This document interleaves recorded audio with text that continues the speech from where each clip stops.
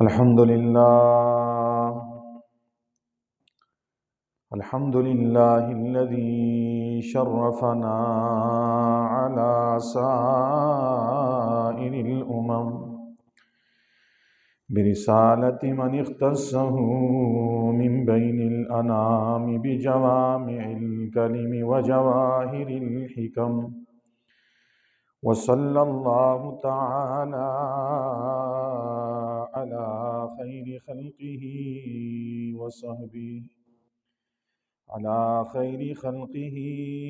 وصحبه وبارك وسلم، ما نطق اللسان بمدحه ونسخ القلم.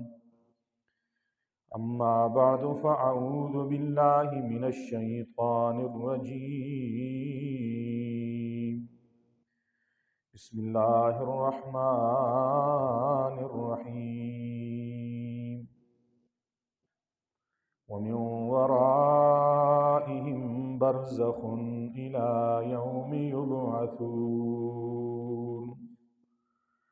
صدق الله ورسوله النبي الأمي الكريم، ونحن على ذلك لمن الشاهدين والشاكرين،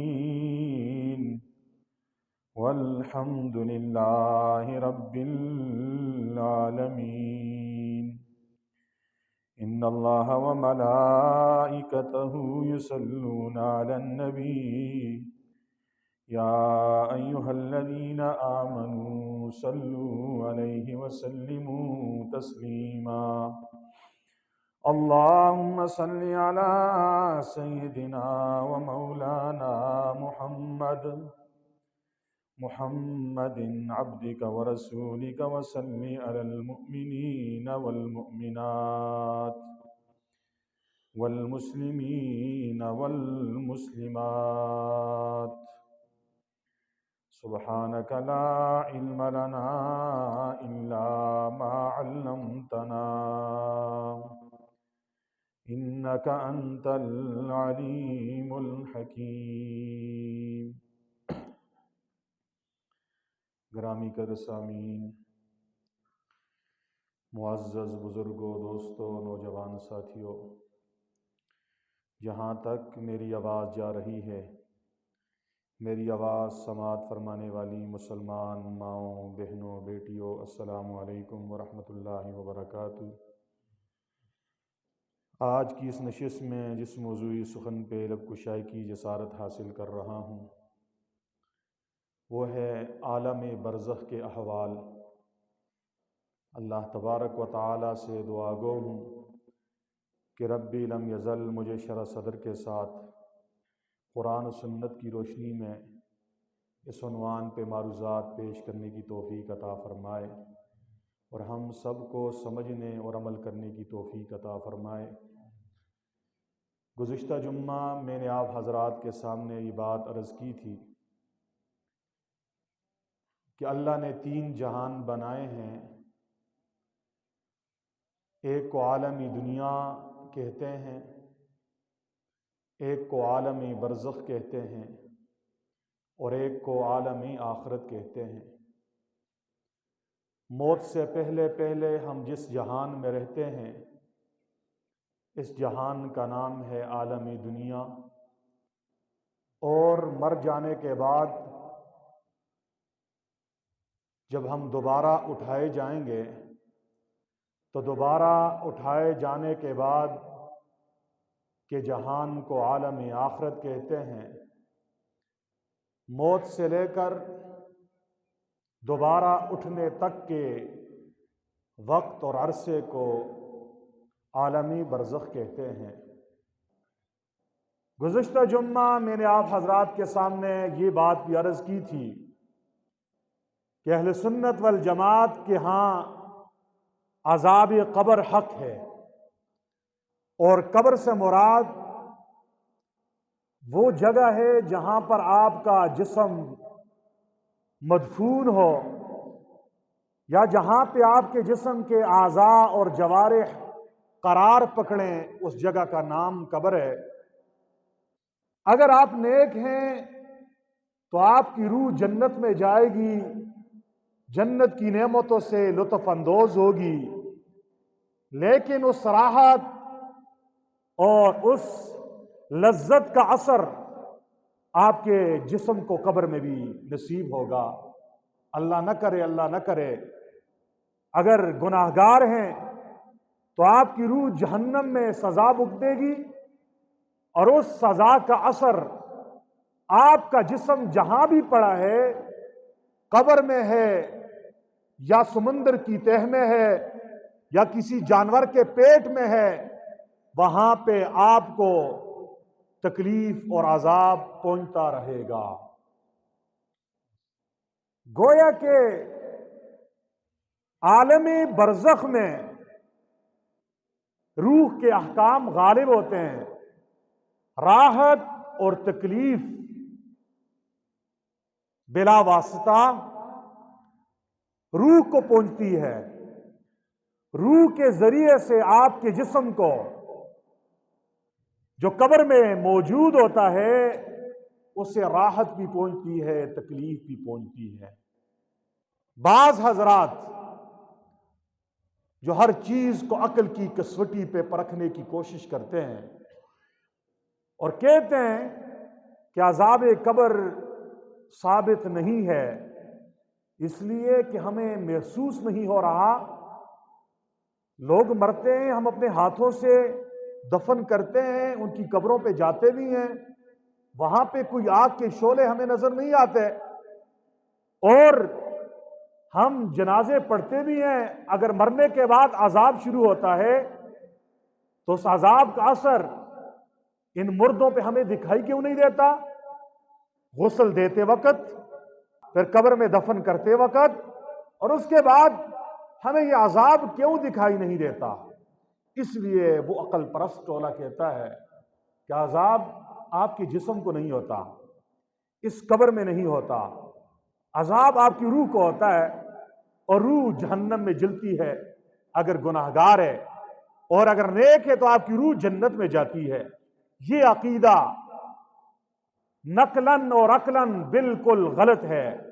گزشتہ جمعہ میں نے دلائل کے ساتھ یہ بات عرض کی تھی کہ قرآن و حدیث میں جہاں کہیں بھی عذاب یا ثواب کا ذکر ہے، اس سے مراد وہ ثواب ہے اور وہ عذاب ہے جو جسم و روح دونوں کو پہنچتا ہے۔ یہ جو عالم برزخ کے یہاں پہ کوئی عذاب میں گرفتار، کوئی اللہ کی نعمتوں سے لطف اندوز ہو رہا ہے، اس جہان کی مثال ایسے ہے جیسے آدمی سویا ہوا ہوتا ہے۔ دو دوست ہیں، ایک سویا ہوا ہے، ایک جاگ رہا ہے۔ سونے والے نے بڑا پیارا خواب دیکھا، خواب میں دیکھا کہ اسے سونا مل گیا، اسے جواہرات مل گئے، اسے اچھے سے اچھا مکان مل گیا، اور اسے بڑی قیمتی چیز مل گئی۔ یہ خواب میں بڑا خوش ہو رہا ہے۔ ساتھ بیٹھے ہوئے آدمی کو پتہ نہیں ہے کہ یہ جو آدمی سویا ہوا ہے یہ کس مزے سے خواب دیکھ رہا ہے اور کن مزوں میں ہے۔ ایسے ہی ایک آدمی جاگ رہا ہے، ایک سویا ہوا ہے۔ سوئے ہوئے نے خواب دیکھا کہ اسے کوئی قتل کر رہا ہے، اس کے پیچھے سانپ اور شیر لگا ہوا ہے، اور اس کا گھر جل رہا ہے، یا کوئی اور ڈراؤنا خواب دیکھ رہا ہے، تو خواب کے اندر خواب دیکھنے والا تو ڈر رہا ہے، اسے تکلیف ہو رہی ہے، اور اگر اچھا خواب دیکھ رہا ہے تو اسے فرحت، مسرت اور خوشی ہو رہی ہے، لیکن ساتھ بیٹھے ہوئے کو پتہ نہیں چل رہا۔ یہی مثال ہے عالم برزخ کی۔ عالم برزخ میں مردے کو عذاب بھی ہوتا ہے، ثواب بھی ہوتا ہے، راحت بھی پہنچتی ہے، تکلیف بھی پہنچتی ہے، لیکن ساتھ بیٹھے ہوئے کو ایسے ہی نہیں پتہ چلتا جیسے جاگے ہوئے آدمی کو سوئے ہوئے کے خواب کی حالت کا پتہ نہیں چل رہا۔ حالانکہ جب سویا ہوا آدمی جاگتا ہے، اگر اس نے اچھا خواب دیکھا ہے تو اس خواب کا اثر اس کے چہرے پہ ہوتا ہے، اس کا چہرہ خوش خوش دکھائی دیتا ہے، کھلا ہوا ہوتا ہے، وہ کہتا ہے یار میں نے بہت پیارا خواب دیکھا تھا۔ اگر ڈراؤنا خواب دیکھا ہے تو اس کا چہرہ مرجھایا ہوا ہوتا ہے، ڈر کے اثرات اس کے چہرے پہ دکھائی دیتے ہیں، لیکن ساتھ بیٹھے ہوئے جاگے ہوئے شخص کو کوئی خبر نہیں ہے کہ یہ سویا ہوا آدمی راحت میں ہے یا تکلیف میں ہے، اس نے راحتوں کے مزے لیے یا ڈراؤنا خواب دے کر یہ ڈر رہا ہے۔ یہی مثال ہے موت کے بعد کی زندگی کی، جسے برزخی زندگی کہتے ہیں۔ وہاں پہ ثواب بھی ہوتا ہے، نعمتیں بھی نصیب ہوتی ہیں اگر آپ نیک ہیں، اور گناہگار ہیں تو آپ کے جسم کو آپ کی قبر میں روح کے واسطے کے ذریعے سے عذاب بھی پہنچتا ہے، لیکن ہمیں احساس نہیں ہوتا۔ ہمیں احساس اللہ والے جن کی آنکھیں کھلی ہوتی ہیں، بسا اوقات بطور کشف کے، بطور کرامت کے، اللہ ان پہ قبر کے حالات، برزخ کے حالات کھول دیتا ہے۔ ان کی دل کی آنکھیں کھلی ہوئی ہوتی ہیں، وہ دل کی آنکھوں سے قبر کے اندر کے حالات بھی بتا دیتے ہیں، لیکن وہ اللہ کے نیک بندے ہوتے ہیں، اولیاء اللہ ہوتے ہیں۔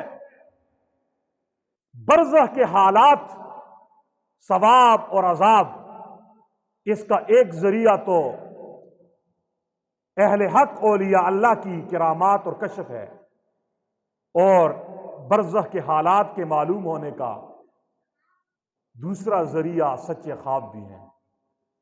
رسول اللہ صلی اللہ علیہ وسلم نے ارشاد فرمایا، سچے خواب نبوت کا 46واں حصہ ہے۔ حضور نبی کریم کی نبوت کا کل عرصہ 23 سال ہے۔ شروع کے 6 مہینے آپ کو سچے خواب آ رہے تھے، یہ 6 مہینے 23 سال کا 46واں حصہ بنتا ہے۔ اس لیے رسول اللہ نے فرمایا جو سچا خواب ہوتا ہے یہ نبوت کا 46واں حصہ ہے۔ سچے خواب برحق ہوتے ہیں۔ کبھی کبھار اللہ رب العزت موت کے بعد کے حالات، قبر کے حالات، برزخ کے حالات خواب میں بھی بتا دیتا ہے کہ فلانا آدمی اپنی قبر میں خوش ہے اور فلاں آدمی قبر کے عذاب میں مبتلا ہے، اور شریعت نے بھی ان خوابوں کا اعتبار کیا ہے۔ رسول اللہ صلی اللہ علیہ وسلم کی حدیث مبارکہ ہے، حضرت خدیجہ نے حضور سے پوچھا، اے اللہ کے نبی مجھے یہ بتاؤ ورقہ بن نوفل وہ جہنم میں ہے یا جنت میں ہے؟ یہ وہ ورقہ بن نوفل ہے جب حضور پہ پہلی وحی اتری تھی، حضرت خدیجہ حضور کو لے کر اسی ورقہ بن نوفل کے پاس لے گئی تھی۔ یہ عیسائیوں کے بڑے عالم تھے، انہوں نے رسول اللہ کو تسلی بھی دی تھی، فرمایا اے محمد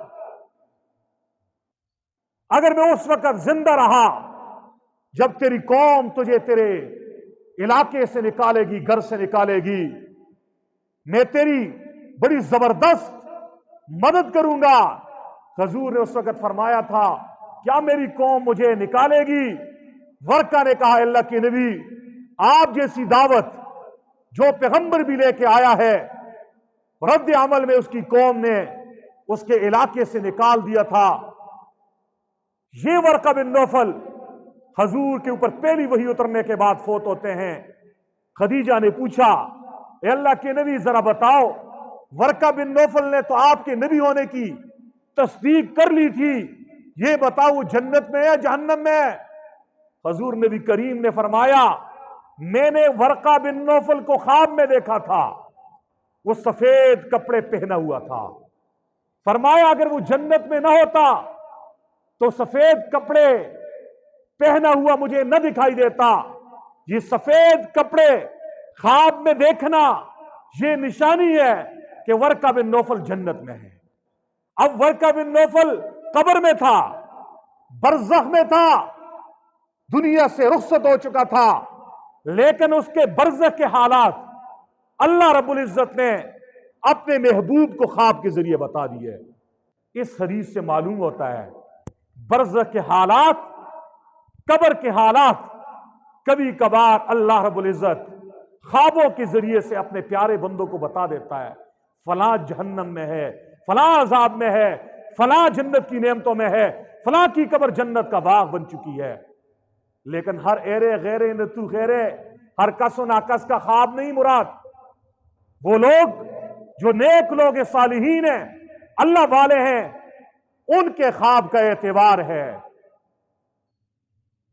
تو عالم برزخ کے حالات خواب کے ذریعے رسول اللہ صلی اللہ علیہ وسلم کے لیے اللہ نے کھول کے خواب میں بتا دیے۔ اسی طریقے سے ایک صحابی ہے جس کا نام ہے ثابت بن قیس رضی اللہ تعالی عنہ، جنگ یمامہ میں یہ شہید ہوتے ہیں۔ اس کے پاس قیمتی زرہ ہوتی ہے۔ شہید ہونے کے بعد ایک آدمی نے اس کے زرے کو چوری کر لیا اور جا کے کسی جگہ پہ چھپا دیا۔ اب ثابت بن قیس عالم برزخ منتقل ہو چکا ہے، قبر منتقل ہو چکا ہے۔ رات کو خواب میں خالد بن ولید کیا دیکھتے ہیں کہ ثابت بن قیس خالد بن ولید سے کہتا ہے، او خالد بن ولید، آپ جنگ یمامہ میں ہمارے صف سالار ہو، میری بات سنو، میری شہادت کے بعد فلاں آدمی نے میری زرہ چوری کی ہے، فلاں جگہ پہ چھپائی ہے، اور ساتھ یہ بات بھی کی، او خالد، فلاں آدمی کو میں نے اتنے پیسے دینے ہیں، فلانے سے یہ چیز میں نے لینی ہے، اس لیے میری وصیت پہ عمل بھی کر دو۔ خالد بن ولید خواب میں دیکھتے ہیں برزخ کے حالات سامنے آ گئے، جاگے گئے، ان لوگوں سے پوچھا جن کو دینے تھے، انہوں نے بتا دیا واقعی اتنے پیسے ہمارے ثابت بن قیس کے ذمے ہیں۔ اور دوسروں سے ملے، انہوں نے کہا اتنے پیسے ہم نے دینے ہیں، اور جہاں ثابت بن قیس نے خواب میں بتا دیا فلاں جگہ میری زرہ فلانے آدمی نے چوری کی ہے، جب پتہ کیا معلوم ہوا معاملہ اسی طرح تھا۔ یہ حدیث بتا رہی ہے، یہ واقعہ بتا رہا ہے کہ برزخ کے حالات کبھی کبھار سچے خوابوں کے ذریعے بھی معلوم ہو جاتے ہیں۔ حدیث کی کتابوں میں ایک اور واقعہ بھی لکھا ہے۔ طفیل بن عمرو دوسی ایمان کی غرض سے مدینہ منورہ آیا، ساتھ ایک اور نوجوان بھی ہے، آئے مدینہ ہجرت کر کے آئے، کلمہ پڑھا۔ دوسرے نوجوان نے بھی کلمہ پڑھا۔ وہ دوسرا نوجوان مدینہ منورہ میں بیمار ہو گیا، بیماری ایسی سخت کہ اس کے جوڑ درد کرنے لگے، اس کے اندام درد کرنے لگے۔ تو صبر نہ کیا اس نے کیا کیا، اپنے ہاتھوں کو کاٹ دیا، جوڑوں کو کاٹ دیا کہ درد ہی ختم ہو جائے۔ نہ رہے بانس نہ بجے بانسری، کہ اندام نہیں رہیں گے، درد کہاں رہے گا؟ چنانچہ خون اتنا بہہ گیا کہ وہ صاحب اسی زخموں کی تاب نہ لاتے ہوئے خون بہتے بہتے اس کا انتقال ہو گیا۔ خون بہنے کی وجہ سے اس صاحب کا انتقال ہو گیا۔ طفیل بن عمرو دوسی نے اپنے ساتھی کو دفن کیا۔ رات کو خواب دیکھتے ہیں، خواب میں کیا دیکھتے ہیں کہ اس کا وہ دوست خوش اور خوشحال ہے، صحت مند ہے، لیکن اس نے اپنے دونوں ہاتھوں کو یوں پیچھے چھپایا ہوا ہے۔ تو طفیل بن عمرو دوسی کہنے لگے، آپ نے اپنے ہاتھوں کو کیوں چھپایا ہوا ہے؟ کہنے لگا، باقی تو اللہ نے مجھے معاف کر دیا، لیکن مجھے یہ کہا طفیل تیرے ہاتھوں نے اچھا نہیں کیا، تیرے ہاتھوں نے اچھا نہیں کیا، یعنی تو نے اپنے ہاتھوں کو کاٹ دیا، یہ ظلم کیا۔ حضور نبی کریم کو جب یہ خواب سنایا طفیل بن عمرو دوسی نے، حضور نبی کریم نے ہاتھ اٹھائے، وہ کہا، اے اللہ اس آدمی کے ہاتھوں کو معاف فرما دے۔ یہ حدیث بتا رہی ہے سچے خوابوں کے ذریعے بھی قبر کے حالات اور برزخ کے حالات اللہ رب العزت کبھی کبھار کھول دیتے ہیں۔ نور الدین زنگی بڑے مجاہد گزرے ہیں۔ نور الدین زنگی نے رات کو خواب دیکھا، خواب میں دیکھتے ہیں کہ دو آدمی ہیں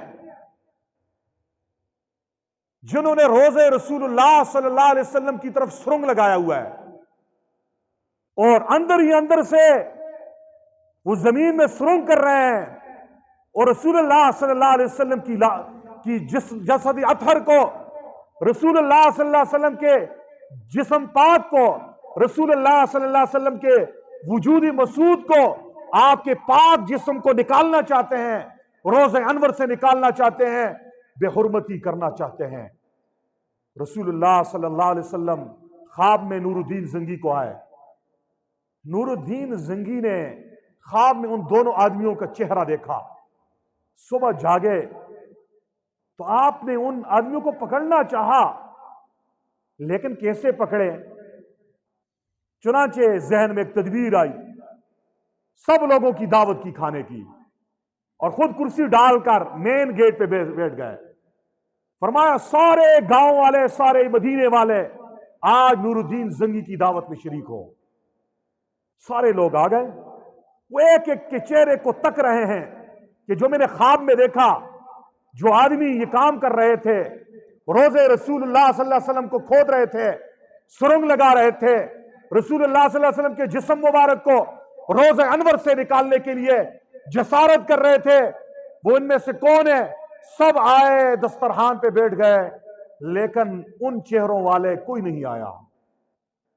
نور الدین زنگی نے اعلان کیا کوئی آدمی کھانے کی طرف ہاتھ نہ بڑھائے، بتاؤ تم میں کوئی آدمی رہ تو نہیں گیا؟ سب نے کہا، سارے آ گئے لیکن دو بزرگ ہیں، بڑے صوفی ہیں، وہ ہر وقت اللہ اللہ کرنے والے ہیں، وہ لوگوں کے کھانوں کی دعوتوں میں، شادی بیاہ میں نہیں جاتے۔ نور الدین زنگی نے کہا جاؤ ان کو بھی لے آؤ۔ بادشاہ کا حکم پہنچا تو انہیں بھی آنا پڑا۔ جو ہی آئے، نور الدین زنگی نے ان کے چہروں کو دیکھا، وہی بدبخت ہے جو خواب میں نور الدین زنگی کو دکھائے گئے تھے کہ روزے رسول اللہ صلی اللہ علیہ وسلم کی طرف وہ سرنگ کر رہے ہیں۔ چنانچہ نور الدین زنگی نے ان دونوں یہودیوں کو، ان دونوں گستاخوں کو جہنم واصل کیے ٹھکانے لگایا، اور روزے رسول اللہ کے ارد گرد نیچے گہری کھدائی کی، یہاں تک کہ پانی آیا، اور اس میں سیسا پگھلا کر نیچے ڈال دیا تاکہ نبی کریم صلی اللہ علیہ وسلم کے روزے کی طرف کوئی دشمن میری آنکھ اٹھا کے نہ دیکھ سکے۔ یہ واقعہ بھی بتا رہا ہے کبھی کبھار برزخ کے حالات خوابوں کے ذریعے سے بتا دیے جاتے ہیں۔ ایک اور سوال، کیا عذاب قبر میں مبتلا آدمی ہمارے کسی عمل کی وجہ سے قبر کے عذاب سے بچ سکتا ہے یا نہیں بچ سکتا؟ تو جواب یہ ہے کہ جی ہاں، اگر آپ نیک کام کرتے ہو، آپ کسی کو کپڑے دے کر دیتے ہو، کسی کو کھانا کھلاتے ہو، کسی کو غریب کو پیسے دیتے ہو، آپ کنواں کھودتے ہو، آپ مسجد بناتے ہو، آپ کوئی نیکی کا کام کرتے ہو، اور وہ نیکی کا کام کرنے کے بعد آپ یہ کہتے ہو یا اللہ میرے اس عمل کو اپنے دربار میں قبول فرما اور اس کا ثواب میرے مرحوم تک پہنچا دے، اس عمل کا نام ہے ایصال ثواب۔ اس کے ذریعے سے عذاب قبر میں مبتلا آدمی کو قبر کے عذاب سے چھٹکارا ہو جاتا ہے۔ یہ ایصال ثواب برحق ہے، ہم مانتے ہیں ایصال ثواب پہنچتا ہے مردوں کو، ان کے پیاروں کی طرف سے صدقہ خیرات، تلاوت، ذکر اذکار، دیگر عبادات کا ثواب پہنچتا ہے اگر وہ یہ دعا کرے اللہ ہمارے اس عمل کا ثواب ہمارے فلانے مرحوم تک، مغفور تک پہنچا دے، اس کی بخشش فرما۔ اللہ قبول بھی کرتے ہیں، معاف بھی کرتے ہیں۔ دلیل کیا ہے؟ دلیل حضرت سعد بن عبادہ کا واقعہ ہے۔ حضرت سعد بن عبادہ حضور کے صحابی ہیں، ان کی والدہ کا انتقال ہوتا ہے۔ ماں باپ بڑے انمول لوگ ہوتے ہیں، ماں باپ کا مثل دنیا میں نہیں ملتا، سب مل جاتے ہیں، ماں باپ کبھی نہیں ملتے۔ سعد بن عبادہ کی آنکھوں میں آنسو ہیں، اللہ کے نبی کے دربار میں آتے ہیں کہ اللہ کے نبی، آپ کو علم ہے میری والدہ ماجدہ کا انتقال ہو گیا، وہ قبر میں ہے، برزخ میں ہے، میں اپنی والدہ کی طرف کوئی صدقہ کرنا چاہتا ہوں، میں کیا صدقہ کروں؟ صحابہ بڑے سمجھدار تھے، بڑے سمجھدار تھے، وہ ہر عمل کرنے سے پہلے نبی پاک سے پوچھا کرتے تھے۔ آج ہم سارے مفتی بنے ہوئے ہیں، جو ہمارے دل میں آئے نا، ایصال ثواب بھی کرنا اپنی مرضی سے کرو نا، دین نہ سیکھنے کے جرمانہ، دیگے کھلاؤ، ہاں پیسے کو آگ لگاؤ، قرضے لے لے کر کھلا دو لوگوں کو، واہ واہ لے لو گے لوگوں سے، لیکن تمہارے پیاروں کو کھٹ فائدہ نہیں پہنچے گا۔ اس لیے پوچھ پوچھ کے ایصال ثواب کرو۔ ایصال ثواب کے ہم منکر نہیں ہیں، لیکن طریقہ ہم سے پوچھو نا، طریقہ ہم بتائیں گے وہ جو محمد رسول اللہ نے بتایا ہے۔ ہم لوگ اپنی طرف سے نئے نئے طریقے ایجاد کر کے کہتے ہیں یہ میں نے اپنے باپ کے پیچھے یہ خیرات کر دی، یہ دادے کے پیچھے کر دی، یہ فلانے کے پیچھے کر دی، قرضے لے لے کر اولاد کو مقروض کر کے اس لیے صرف کرتے ہیں کہ لوگ کہیں گے جی فلانے نے اپنے باپ کے پیچھے اتنی دے گی، اتنی خیراتیں، اتنی جمراتیں کی ہیں، اللہ کے لیے تو نہیں کی، لوگوں سے واہ واہ لے لیا۔ خدا کی قسم ذرہ برابر فائدہ نہیں ہوگا۔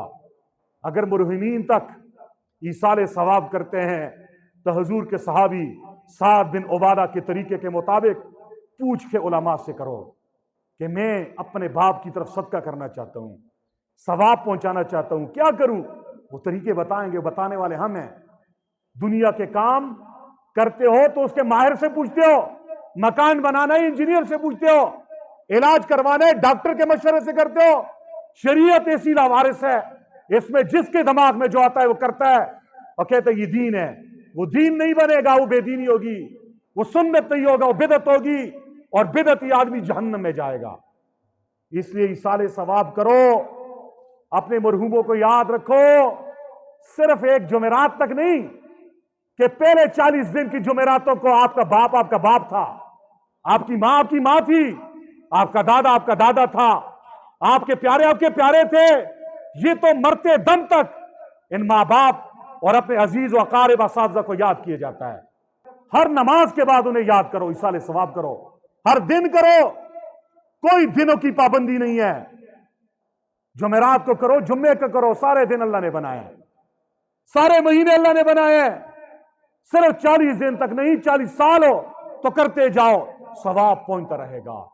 لیکن طریقہ اپنا اپناؤ گے، خدا کی قسم کروڑوں دے گے پکا لو، ایک نیکی نہیں ملے گی۔ میں ڈنکے کی چوٹ پہ کہہ رہا ہوں، کیوں آپ کو اندھیرے میں رکھوں؟ مسئلہ وہی بتاؤں گا جو قرآن و سنت سے ثابت ہے۔ حضرت سعد بن عبادہ رضی اللہ تعالیٰ عنہ بڑے سیانے، بڑے سمجھدار تھے۔ اپنی ماں کے لیے ان کا دل تڑپ رہا ہے، میری ماں قبر میں ہے، آج پہلی رات قبر میں آ رہی ہے، کیا پتا میری ماں کے ساتھ کیا ہوگا۔ اللہ کے نبی، میں اپنی والدہ کے لیے صدقہ کرنا چاہتا ہوں، خیرات کرنا چاہتا ہوں، ثواب پہنچانا چاہتا ہوں، ایصال ثواب کرنا چاہتا ہوں، طریقہ آپ بتائیں کہ میری امی جان کو زیادہ فائدہ مل جائے۔ رسول اللہ صلی اللہ علیہ وسلم نے نہیں فرمایا دیگے چڑھا کے کھلا دو، حضور نے فرمایا سعد فلاں محلے میں پانی کی کمی ہے، کنواں کھود دو، فلاں علاقے میں پانی کی وجہ سے لوگ پریشانی میں مبتلا ہیں، کنواں کھود کے اس کا ثواب اپنی والدہ کو بخش دو۔ جب تک لوگ پانی پئیں گے تیری والدہ ماجدہ کو قبر میں ثواب پہنچتا رہے گا، یہ صدقہ جاریہ اس کے لیے کر دو۔ حضرت سعد بن عبادہ نے اپنی والدہ کے لیے کنواں کھودا، ھذا لأم سعد، یہ سعد کی والدہ کے لیے ہے۔ ہاں یہ ہے ایصال ثواب، یہ ہے۔ اب اس معاملے میں دو غلطیاں لوگ کرتے ہیں، افراط کے شکار اور تفریط کے شکار۔ ہمارا دین اعتدال والا ہے، بات پوری سمجھیے، پوری لیں، آدھی بات سمجھیں گے، آدھا مسئلہ سنیں گے، پھر کل کہیں گے جی مسجد قباء کے مولوی صاحب نے کہا تھا خیراتیں مت کرو، ایصال ثواب مت کرو۔ ہم خیراتوں کے ماننے والے بھی ہیں، ایثار ثواب ماننے والے بھی ہیں، ذکر اذکار ماننے والے بھی ہیں، ختم قرآن ماننے والے بھی ہیں، لیکن خدا را حضور کے طریقے کو سیکھ کر کرو۔ ایک طبقہ ایثار ثواب کے بارے میں افراد کا شکار ہو گیا اور ایک تفرید کا شکار ہو گیا۔ ایک طبقہ افراد کا شکار ہو گیا، حد سے بڑھ گیا، اور انہوں نے یہ شرائط لگا دی کہ ثواب صرف جمعرات کو پہنچتا ہے، ثواب صرف آپ نے 40ویں کو دیگیں پکانی ہے، بس آپ نے جمعرات کو پکانی ہے، جمعے کو پکا لیا بالکل ثواب نہیں ہوگا۔ اور انہوں نے لازمی کر دیا کہ دیگ پکانی ہے، اور پنجاب میں تو یہاں تک لازم ہو گیا ساتھ میٹھا بھی پکانا ہے، ساتھ کھیر بھی پکانی ہے، ساتھ فروٹ بھی پکانا ہے، پھر مولوی صاحب نے بھی آنا ہے، پھر مدرسے کے طالب علم نے بھی آنا ہے، اور پھر سارے گاؤں والوں نے کھانا ہے، اور پھر پیر صاحب اور مولوی صاحب نے اپنا ہی جہنم بھرنا ہے، تب تیری والدہ کو ثواب پہنچے گا، نہیں تو تیری والدہ کو ثواب نہیں پہنچے گا۔ شریعت نے ایصال ثواب کو اس طرح کا تصور نہیں دیا۔ حضور نے سعد بن عبادہ سے یہ تو نہیں کہا دیگ پکاؤ مجھے بھی کھلاؤ، صحیح مسئلہ بتایا، خیرات ہے۔ اس لیے ایصال ثواب کرو جب آپ کا دل کرے، جتنی طاقت ہے، جتنی اللہ نے اگر آپ کو 5 روپے کی توفیق دی ہے، 5 روپے کسی غریب کو دو اور یہ نیت کرو، یا اللہ اس کا ثواب میری والدہ ماجدہ کو پہنچا دے، اللہ وہ بھی قبول کر دے گا۔ 5 لاکھ کی دی ہے، کپڑے لے کر دیتے ہو، پیسے لے کر دیتے ہو، غلہ غریبوں کے گھر ڈالتے ہو، یا کھانا پکا کے کھلاتے ہو، لیکن بغیر دنوں کو متعین کیے، خاص دن متعین کرنا یہ لازمی نہیں ہے، اگر یہ کرو گے تو بدعت بن جائے گی، کیونکہ بدعت دین کے اندر اس کام کو کہتے ہیں جس کی دلیل قرآن اور حدیث سے سنو، اور اس غیر دین کو دین سمجھ کے کیا جائے، اسی کا نام بدعت ہے، اسی کا نام۔ اور اس میں اتنے لوگ آئیں گے تب میری والدہ کی بخشش ہوگی، نہیں نہیں، یہ مولویوں کی اور اپنے پیٹ بھرنے والوں کی یہ وہ کہانیاں ہیں جو ہمارے معاشرے میں رائج ہیں۔ یہ پیسہ مجھے بھی اچھا لگتا ہے کہ ختم پڑھ کے میں اپنی والدہ کے لیے بخشوں اور پیسہ آپ کا لوں اپنے جیب میں ڈالوں، لیکن یہ مسئلے مجھ سے نہیں ہوتے۔ کل قیامت کا دن ہو، میرا مقتدی میری گریبان کو پکڑے، مولوی صاحب سارا کچھ تو بیان کیا لیکن ہمیں تو یہ طریقے آپ نے نہیں بتائے۔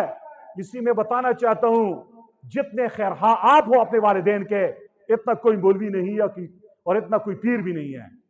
اس لیے اگر آپ کو اللہ نے قرآن پڑھنے کی توفیق دی ہے، ہر روز قرآن کی تلاوت کرو، اور اس کے بعد کہو یا اللہ اس کا ثواب سارے بزرگوں تک پہنچاؤ، سخی بنو۔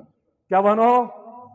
دولت دی ہے، اللہ کے راستے میں 2 غریبوں کو مسجدوں میں مدرسوں میں کھلاؤ بھی پلاؤ بھی، بغیر خاص دنوں کے، صرف جمعراتیوں تک نہیں، صرف 40 دن تک نہیں، پوری زندگی اپنے ماں باپ کے لیے کھاتے کھولو، کہو یا اللہ یہ قبول فرما، اس کا ثواب ہمارے مرحومین تک پہنچا۔ یہ ہے ایصال ثواب کا طریقہ۔ یہ کیا ہے ایصال ثواب کا؟ لیکن ہمارے ہاں رائج طریقہ کیا ہے کہ جمعرات کو صرف 12 فلانے مدرسے کے طالب علم آئیں گے، پھر ختم پڑھیں گے اور ختم کے اوپر چاول بھی کھائیں گے، پھر پیسے بھی لیں گے، اجرت بھی لیں گے۔ ثواب کہاں سے ہو گیا؟ ثواب ان کو ہوگا تو ثواب پہنچائیں گے، پہلے انہیں نہیں ہوا، آپ کو کہاں سے ہو گیا؟ آپ کی مرحومین سے کہاں سے پہنچ گیا؟ اس کی ایک بڑی عجیب مثال مولانا تھانوی رحمہ اللہ نے دی ہے۔ فرمایا ایک مسجد میں ایک مولوی صاحب تھا جس نے اپنے پیٹ بھرنے کے لیے یہ طریقے عوام کے اندر رائج کیے تھے، کبھی جمعرات کے نام پہ، کبھی تیجے کے نام پہ، کبھی 40ویں کے نام پہ، کبھی سال کی خیرات کے نام پہ، مختلف طریقے اپنے پیٹ کے لیے، مقتدیوں کے والدین کے لیے نہیں کہ وہ بخشے جائیں، اپنا جہنم بھرنے کے لیے یہ طریقہ بنایا تھا۔ فرمایا ایسا ہوا ایک دن اس مسجد میں ایک مسافر آ گیا، اور مولوی صاحب کہیں باہر گئے تھے، محلے سے کسی نے حلوہ وغیرہ پکایا تھا کہ اس کا ثواب ہمارے والدین کو پہنچے، اور مسجد میں مولوی صاحب کو دینا تھا، اور مولوی تک جب تک نہیں پہنچے تو اس وقت تک ایصال ثواب و خیرات ہوگی نہیں۔ جب تک پیر صاحب و مولوی کی مہر نہ لگے تو اس وقت تک تمہارے صدقے خیرات گویا کہ اللہ قبول نہیں کرے گا۔ تو یہ غلط فہمی دور کر دو. ایصال ثواب کے لیے درمیان میں کسی پیر، کسی مولوی، کسی کے واسطے کی ضرورت نہیں ہے. ڈائریکٹ ایصال ثواب کرو، اپنے والدین تک بخشو، پہنچے گا. یہ دنیا کا معاملہ تھوڑا ہی ہے کہ وزیر اعظم تک پہنچنے کے لیے سینیٹر اور MNA کا واسطہ درمیان میں لینا پڑے گا. وہ تو اللہ کا دربار ہے. اللہ کا اب مولوی صاحب باہر گئے ہیں، حلوے کی رکابی آ گئی، اس مسافر بیچارے نے کھا لی. مولوی صاحب آیا، دیکھا، کہا جی آج جمعرات کا دن تھا، نئی تازہ فوت کی ہوئی تھی، یہ حلوہ آج کیوں نہیں آیا؟ گھر والوں نے بتایا حلوہ تو ہم نے بھیجا تھا. کہا مجھے نہیں ملا. مولوی صاحب کو جن چمٹ گئے، کبھی دیواروں سے سر مار رہا ہے، کبھی دائیں گر رہا ہے، کبھی بائیں گر رہا ہے. اور لوگوں نے کہا، پکڑ لیا، کہا مولوی صاحب خدا کے لیے یہ کیا کر رہے ہو، کیا ہو گیا آپ کو؟ کہا یہ مسافر آپ کے دادے کی روح کو نہیں پہچانتا، یہ تمہاری امی، تمہارے پیارے رشتہ داروں کی روحوں کو نہیں پہچانتا. محلے کا امام تو میں ہوں، آستانے کا پیر تو میں ہوں. آپ کے بڑوں کو میں پہچانتا تھا، ان کی روح کو میں پہچانتا ہوں، ان کی ارواح کو میں پہچانتا ہوں. آپ جو صدقہ کرتے ہو وہ پہچانتا ہوں. یہ میں نہیں کھاتا، یہ چیزیں میں ان تک پہنچا دیتا ہوں.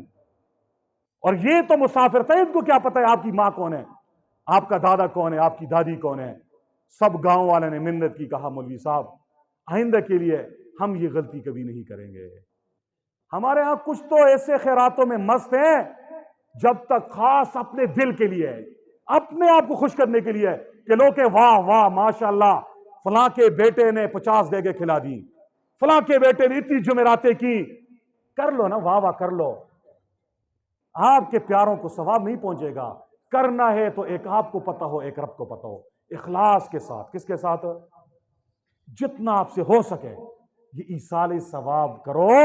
اس ایصال ثواب کا فائدہ قبر میں پڑے ہوئے، برزخ میں پڑے ہوئے آپ کے پیاروں کو ہوگا اور وہ بخشے بھی جائیں گے.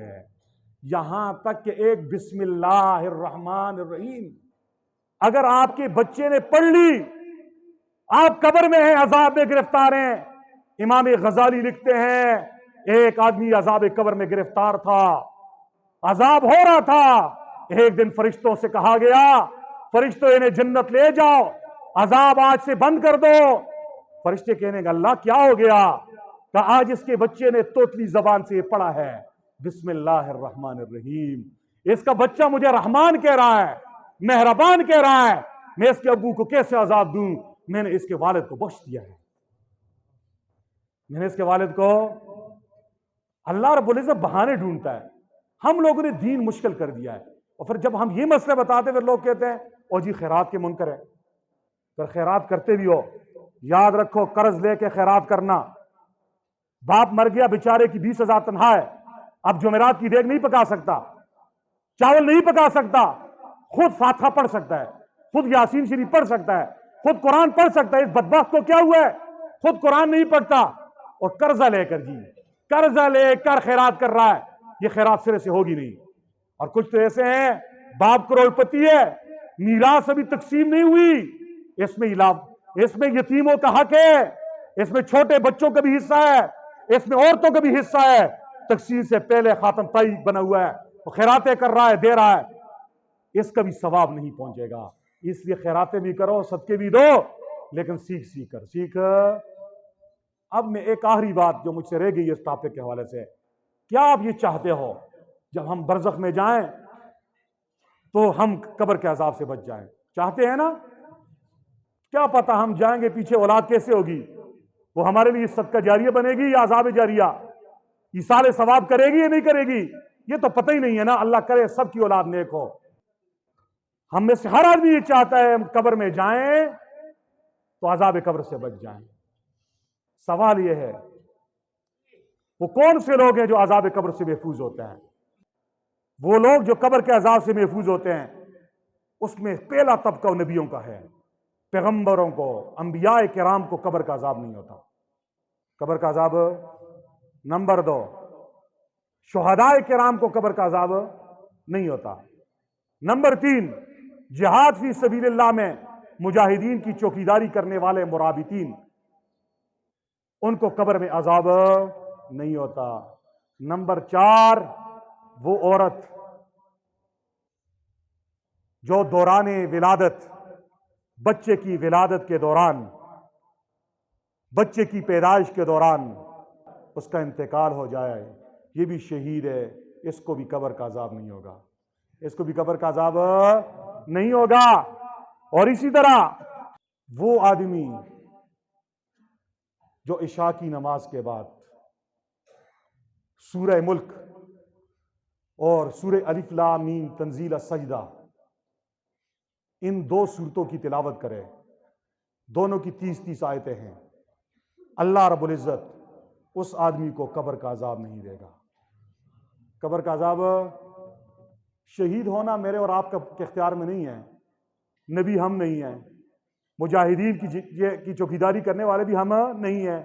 اس طرح ایک اور بھی آیا ہے کہ جو جمعے والی رات اور جمعے والے دن جس کا انتقال ہوتا ہے اسے بھی عذاب قبر نہیں ہوتا، یہ بھی ہمارے اختیار میں نہیں ہے، خوش نصیب کو مل جاتا ہے۔ خوش نصیب کو ایک چیز ہمارے اختیار میں ہے، وہ کیا ہے؟